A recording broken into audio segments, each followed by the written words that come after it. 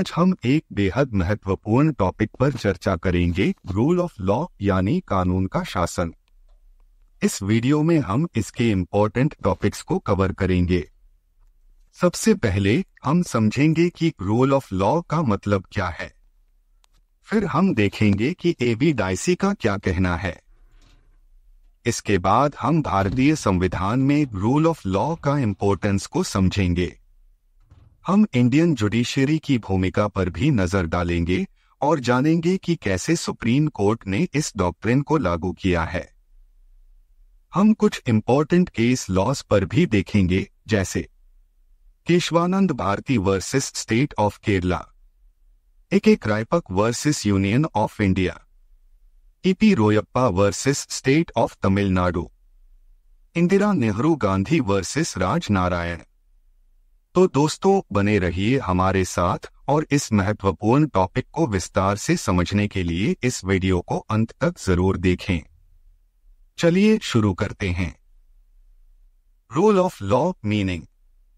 Rule of law French expression ला प्रिंसिप दी लीगलाइट से लिया गया है, जिसका मतलब है कानून और न्याय पर आधारित सरकार।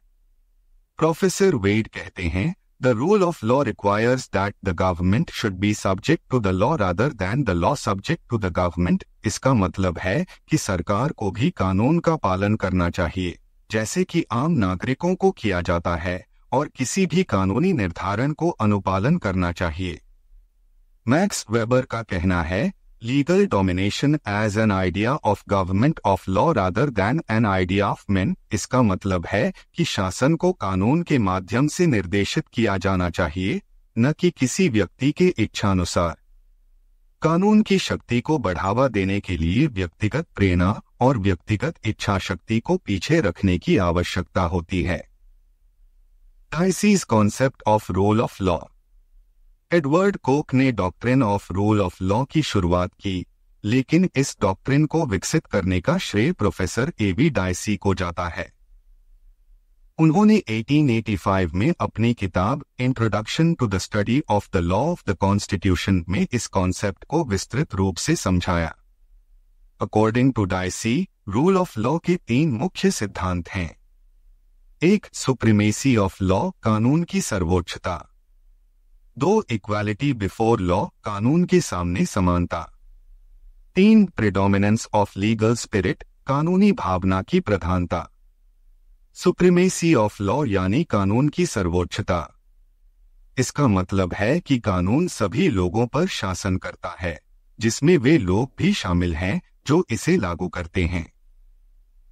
इसमें सरकार के मनमाने शक्ति के खिलाफ कानून हमेशा ऊपर रहेगा। सजा केवल स्पष्ट रूप से उल्लंघन के लिए दी जाती है। सरकार किसी भी सजा को अपने मन मुताबिक नहीं दे सकती। सजा केवल स्थापित कानूनों एस्टैब्लिश्ड लॉ के अनुसार ही हो सकती है। डिस्क्रिशनरी पावर मनमाने की ओर ले जाता है और कानूनी स्वतंत्रता को खतरे में डालता है। Equality before law. Equality before law का मतलब है कि सभी लोग, चाहे उनका पद या रैंक कुछ भी हो, सामान्य कानून और अदालतों के अधीन हैं। हर व्यक्ति, चाहे वह किसी भी पद पर हो, सामान्य कानून और अदालतों के अधीन होता है। विशेष कानून और अदालतें समानता के सिद्धांत को खतरे में डालती हैं। सभी के लिए एक ही कानून होना चाहिए, जिसे समान नागरिक अदालतों द्वारा निपटाया जाना चाहिए। Predominance of the legal spirit. इसका का मतलब है कि कानून का शासन बनाए रखने में न्यायालयों की प्रमुख भूमिका होती है। न्यायालय कानून के शासन को लागू करते हैं। न्यायालयों को निष्पक्षता और बाहरी प्रभाव से मुक्त होना चाहिए। न्यायपालिका की स्वतंत्रता अत्यंत महत्वपूर्ण है। व्यक्तियों के अधिकारों की सुरक्षा न्यायालय करते हैं, न कि केवल लिखित संविधान। Rule of law and Indian constitution. Rule of law का महत्व ब्रिटेन में तो था, लेकिन भारत में इसका पालन नहीं किया गया। ईस्ट इंडिया कंपनी ने व्यापार, राजस्व और क्षेत्रीय विस्तार पर ध्यान केंद्रित किया, कानून के प्रवर्तन और निष्पक्ष न्याय की उपेक्षा की। मॉडर्न इंडिया में रूल ऑफ लॉ का सैद्धांतिक अनुप्रयोग। कॉन्स्टिट्यूशनल इंटेंट भारत एक कानून पालक देश बनने का लक्ष्य रखता था, जिसमें संविधान सर्वोच्च प्राधिकरण होता। कॉन्स्टिट्यूशनल कंप्लायंस सभी कानूनों को संविधान के अनुरूप होना चाहिए, गैर अनुरूप कानूनों को अवैध माना जाता है। Article 13(1) protection of life and liberty किसी भी व्यक्ति को कानून के अनुसार जीवन या स्वतंत्रता से वंचित नहीं किया जाएगा।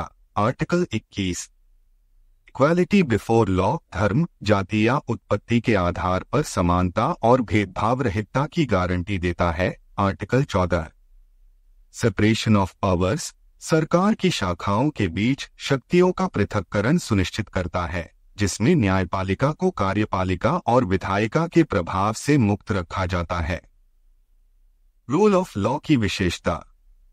पहला ड्यू प्रोसेस यानी उचित प्रक्रिया। दूसरा चेक्स एंड बैलेंस यानी जांच और संतुलन। तीसरा ह्यूमन राइट्स यानी मानव अधिकार। चौथा जुडिशियल रिव्यू यानी न्यायिक समीक्षा। पंचमा इंडिपेंडेंट जुडिशरी यानी स्वतंत्र न्यायपालिका। छठा transparency of law and accountability यानी कानून की पारदर्शिता और जवाबदेही। सतमा एक्सेसिबल लीगल रेमेडी यानी सुलभ कानूनी उपाय।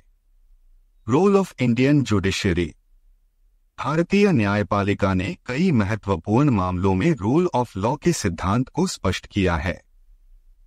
इनमें से कुछ प्रमुख मामले हैं।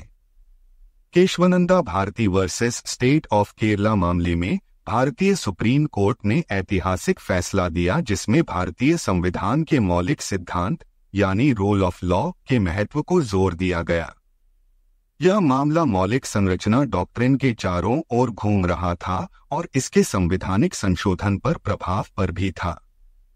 सुप्रीम कोर्ट मुख्य न्यायाधीश सिकरी के नेतृत्व में एक महत्वपूर्ण फैसला दिया कि हालांकि संसद के पास संविधान संशोधन की शक्ति है, ऐसे संशोधन संविधान की मौलिक संरचना यानी बेसिक स्ट्रक्चर को बदल नहीं सकते।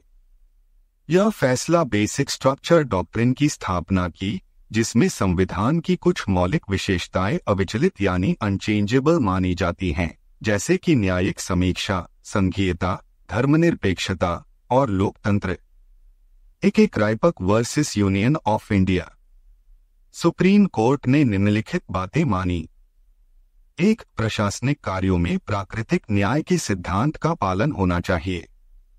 2. सभी सरकारी संस्थाएं रूल ऑफ लॉ के सिद्धांत से बंधी होती हैं। 3. राज्य के कार्यों को न्यायपूर्ण, निष्पक्ष और उचित तरीके से पूरा करना आवश्यक है, जो रूल ऑफ लॉ के लिए आवश्यक है। 4. रूल ऑफ लॉ प्रशासन के पूरे क्षेत्र पर लागू होता है, जो हर सरकारी अंग को नियंत्रित करता है। E P Royappa versus state of Tamil Nadu supreme court ने यह कहा, आर्टिकल 14 राज्य के कार्यों में मनमानी को रोकता है और निष्पक्षता और समानता सुनिश्चित करता है। इस निर्णय ने आर्टिकल 14 की व्यापक व्याख्या प्रस्तुत की, जिसमें मनमानी को समानता का विरोधी बताया। न्यायालय ने यह भी कहा कि समानता एक गतिशील अवधारणा है, जिसके कई पहलू और आयाम हैं, और इसे पारंपरिक सीमाओं में बंद नहीं किया जा सकता। मनमानी समानता के विरोध में होने के कारण आर्टिकल 14 का उल्लंघन करती है।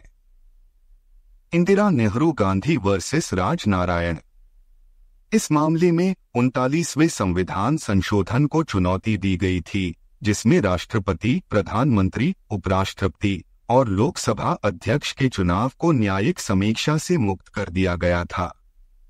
सुप्रीम कोर्ट का निर्णय। मुख्य न्यायाधीश ने अमेंडमेंट्स को अनकॉन्स्टिट्यूशनल घोषित किया, यह कहते हुए कि यह संविधान के मूल ढांचे यानी बेसिक स्ट्रक्चर, विशेष रूप से रूल ऑफ लॉ का उल्लंघन करता है।